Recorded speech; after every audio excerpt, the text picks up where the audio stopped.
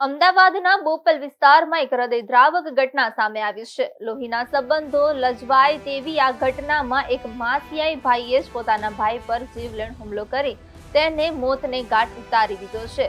માત્ર જમવા જેવી સામાન્ય બાબતમાં થયેલી તકરારે જોતજોતામાં લોહિયાળ જંગનું સ્વરૂપ ધારણ કરી લેતા સમગ્ર વિસ્તારમાં ચકચાર મચી ગઈ છે.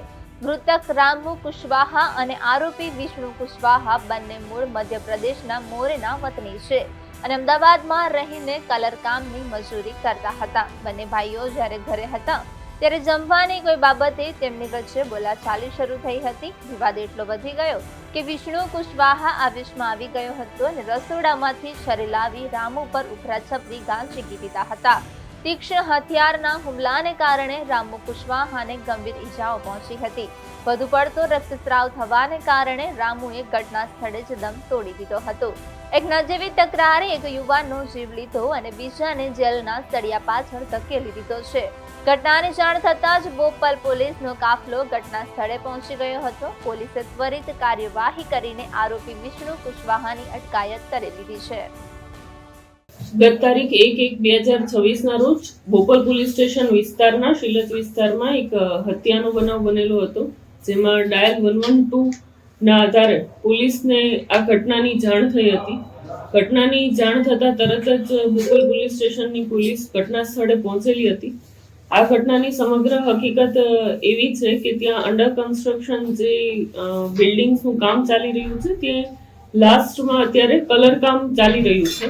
એટલે કલર કામના જે લેબર્સ છે એ લોકો ત્યાં બિલ્ડિંગમાં અંદર જ 2 ફ્લેટમાં રહેતા હતા. આ 2 ફ્લેટમાં જે લેબર રહે છે મૂળ એમપી મોરેના મધ્યપ્રદેશના વતની છે અને રાતે આ ચારેય જે લેબર છે એ લોકો અંદરો અંદર સગા થાય છે, જેમાંથી 2 માસીયાઈ ભાઈ છે.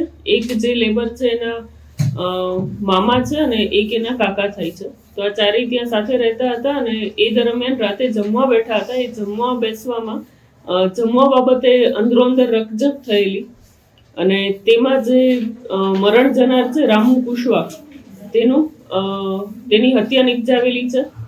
આ સમગ્ર ઘટનામાં જે આરોપી છે વિષ્ણુ કુશવા તેનું માસી ભાઈ થાય છે અને તેમને જમવા બાબતે અંદરો અંદર જે રકઝક થઈ તેમાં વિષ્ણુના હાથમાં ડુંગળી સુધારતી વખતે જે છરી હતી એ છરી તેણે રામુના પેટમાં મારીને તેની હત્યા નિપજાવેલી છે. આ સમગ્ર ઘટનાની જાણ તે લેબરના જે કોન્ટ્રાક્ટર છે અજયભાઈ યાદવ એમને થયેલી હતી. અજયભાઈ યાદવે ત્યારબાદ આ ઘટના અનુસંધાને બોપલ પોલીસ સ્ટેશનમાં હત્યાના ગુનાની ફરિયાદ આપેલી છે.